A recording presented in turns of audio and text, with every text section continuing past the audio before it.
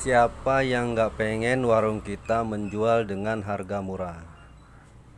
Siapa yang nggak mau pembeli ketika membeli di warung yang murah?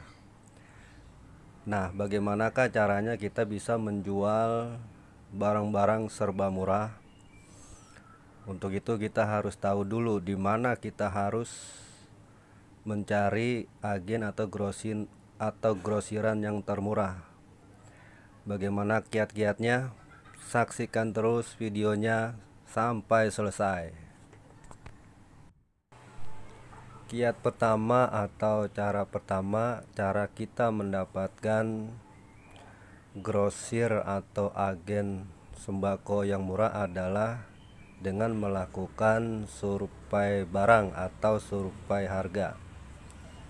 Maksudnya adalah kita membeli kebutuhan warga apa aja yang harus kita beli. Membelinya itu bukan dengan cara gede-gedean, maksudnya beli beberapa piece atau beberapa bungkus aja atau beberapa renceng aja. Semuanya kita beli. Dan belinya itu bukan cuma di satu grosir sembako aja, tapi di beberapa tempat agar kita bisa nantinya mengevaluasi apa yang kita sudah beli di warung atau di agen atau di tempat grosir sembako tersebut.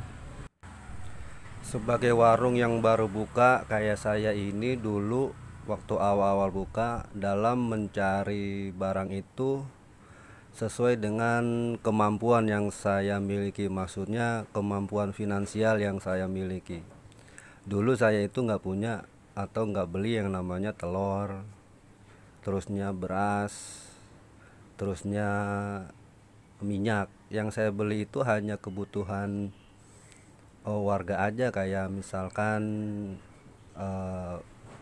pencuci baju, makan anak-anak, dan sama minuman, dan juga ada mie instan. Itu aja dulu saya waktu awal buka warung sembako.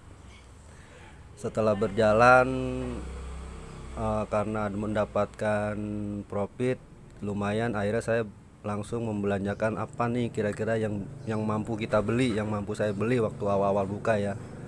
Lalu saya coba mencari yang namanya beras dulu.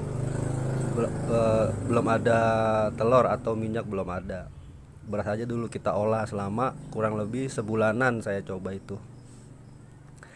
Nah, itu yang pertama ya, kiat-kiat cara mendapatkan barang murah di toko atau warung grosiran.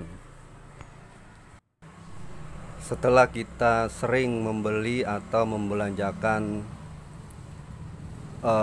uang yang kita punya untuk diputar lagi untuk membeli barang,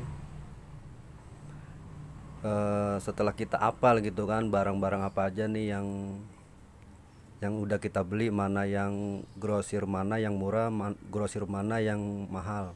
Maksudnya grosir mana yang jual harga barangnya yang mahal, grosiran atau sembako atau agen sembako mana yang jual barangnya yang mahal. Nanti kita bisa menyortir satu-satu. Untuk yang selanjutnya, setelah kita memahami itu, setelah melewati itu, barulah kita mencari atau menentukan gitu kan, grosir apa nih yang kita udah tahu nih grosir ini murah gitu. Maksudnya grosir murah atau agen sembako murah itu kita udah tahu gitu barang apa aja yang kita harus beli di tempat tersebut. Jadi gini, ada grosiran sembako yang enggak semua barangnya itu murah. Maksudnya adalah ada semacam apa ya, ada barang tertentu yang memang murah di satu agen. Misalnya di agen A jual apa namanya, telur itu murah, tapi dia jual kayak tepung-tepungan, minyakan, dan temen-temennya itu agak mahal gitu. Paham ya maksudnya? Jadi ketika saya belanja itu cuman beli ya telur-telur aja gitu. Terus kemana harus membeli minyak sama tepung-tepungan? Ya saya nyari tempat grosir lainnya gitu, di grosir B misalkan.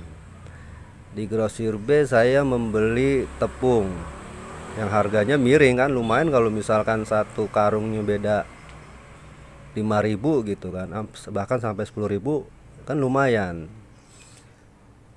Jadi gitu. Yang untuk kiat yang kedua, kita harus membeli di beberapa tempat grosiran sembako, tapi nggak semua barang di satu titik. Kita harus hanya membeli beberapa item barang aja di grosir sembako. Paham ya maksudnya kan?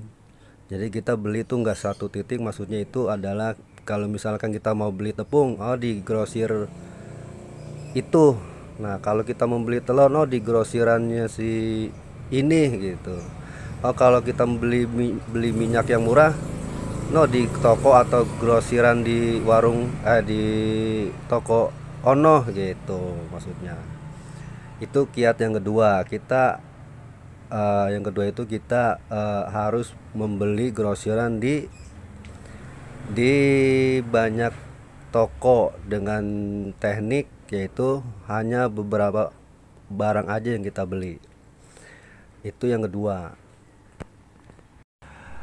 Untuk kiat yang ketiga adalah dengan cara membeli secara kartonan atau dus-dusan ya. Setelah kita melewati poin yang pertama dan yang kedua, udah waktunya kita untuk membelinya secara gede-gedean, maksudnya karung-karungan, dus-dusan gitu. Karena apa? Setelah dikalkulasi ternyata emang beli dengan cara rencengan maupun dengan cara kardusan atau karungan ternyata memang beda harganya gitu.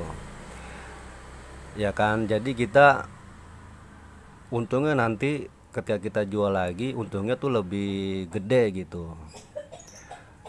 Jadi kita cepet warung kita itu cepat berkembang. Tapi gini, bukan berarti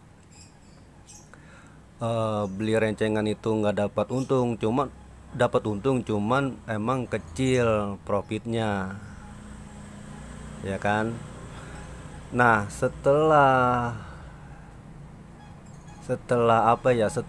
kita membeli secara karungan, maksudnya gini, sebelum kita membeli karungan, dipastikan dulu omset kita itu berapa dalam sehari. Saya itu membeli barang atau produk secara karungan atau dusan itu melihat omset warung kita dulu berapa seharinya. Nah karena warung saya itu udah mulai omsetnya udah mencapai 1 juta atau bahkan 1 juta lebih selama warung yang saya jalani selama kurang lebih 10 bulan, makanya saya berani untuk membeli secara karungan,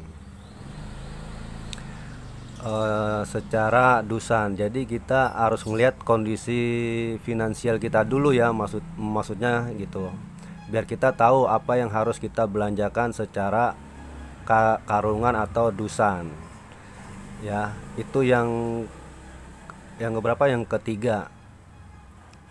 Maksudnya paham ya, maksudnya itu poin yang ketiga itu maksudnya kita harus keuangan kita itu harus mantap dulu gitu. Kiat atau cara yang keempat yang tak kalah menarik adalah uang cash.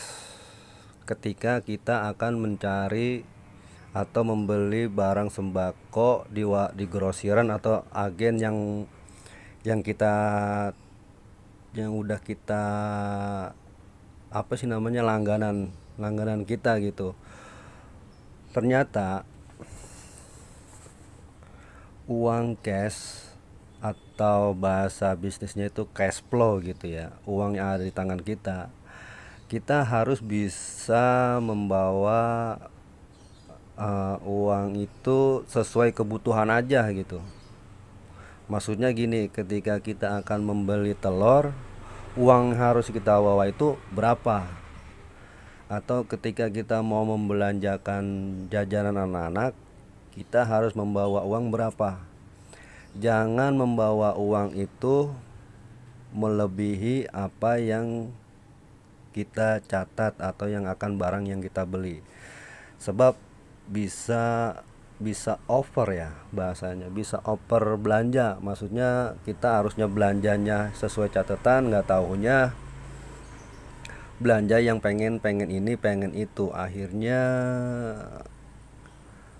barang belanjaan yang kita beli itu jadi nggak berguna, jadi nggak bermanfaat, malah jadi uang apa ya bahasanya, uang mati gitu di warung kita. Itu ya menarik nih soal masalah belanja dengan uang yang kita miliki. Meskipun kita punya uang 2 juta 1 juta, tapi ketika kita mau membeli barang atau produk tertentu dengan harga cuma 500.000, ya udah bawa aja 500.000, nggak usah bawa duit 1 juta atau 2 juta. Ngerti ya maksudnya? Itu poin yang keempat. Kayaknya itu aja dulu ya, kiat-kiatnya untuk mencari barang sembako di toko agen sembako yang paling murah. Saya rasa cukup sampai di sini videonya kali ini. Semoga bermanfaat buat saya pribadi maupun yang menonton video ini. Saya akhiri, salam sembako Indonesia.